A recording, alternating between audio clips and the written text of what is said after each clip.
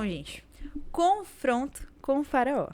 Quando vocês viram ali o texto bíblico sendo Êxodo 5, capítulo 5 e 6, quando vocês viram o título, a tirinha, que eu achei que ela está julgando muito ali alguém, mas quando vocês viram ali no sábado que vocês abriram e olharam todas essas informações, o que vocês imaginaram que a lição ela estaria falando ao decorrer da semana?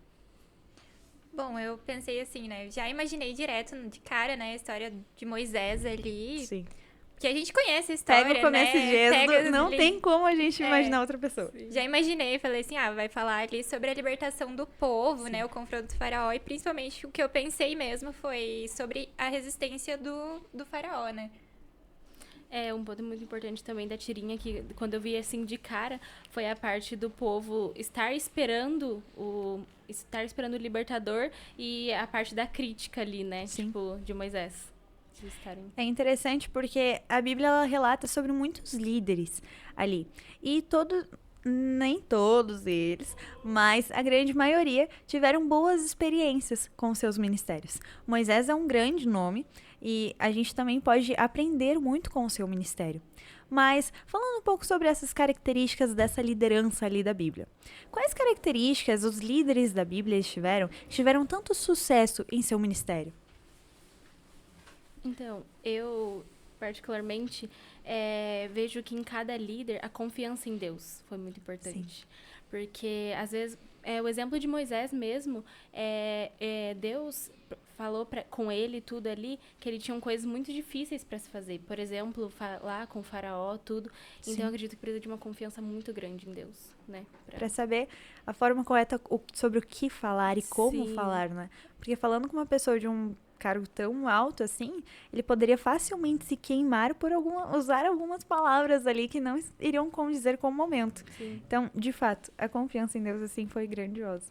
Até recentemente, né, eu preguei na igreja um pouquinho sobre a história de Moisés e um pouquinho que a gente também pode entrar nesse contexto, que Moisés, ele foi um príncipe, né? Ele morou ali no palácio, sim, junto com o faraó, né?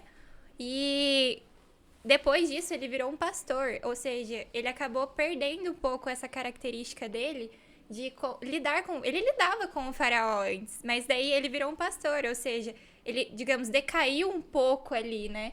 E sim, voltar agora para falar com o faraó como um pastor de ovelhas, para ele foi um pouquinho assim, ele ficou questionando, né? Nossa, será que eu tenho capacidade disso, sim, né? Um ponto que você citou agora, Ellen, é muito interessante observar, porque Moisés, ele era um príncipe, ele estava no palácio, mas por algumas ações ele decidiu fugir. Protegeu outras pessoas longe dali, teve uma vida fora e tudo mais, mas ele voltou. Essa volta, muitas vezes, para nós, hoje, às vezes nos deixa com o ego ali em cima, que faz com que a gente não reconheça algumas coisas. Porque ele estava voltando com um cargo ou uma posição inferior do que aquele saiu daquele local. Mas mesmo assim, ele reconheceu que o seu chamado precisava ser feito. Que Deus pediu para que ele estivesse ali naquele momento.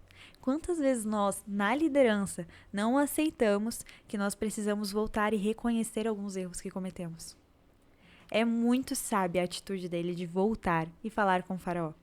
Por mais que ali as pessoas estivessem julgando ele ou não estivessem mais de acordo com posicionamentos que ele tomou por aceitar se rebaixar a um nível, mas reconhecer também é uma das características que os líderes precisam hoje em dia. E reconhecimento também é algo que nós vemos em algumas outras histórias da Bíblia. O que a gente vê de líderes hoje em dia é tanto a falta desse reconhecimento, a falta de confiança, a falta de muitas coisas.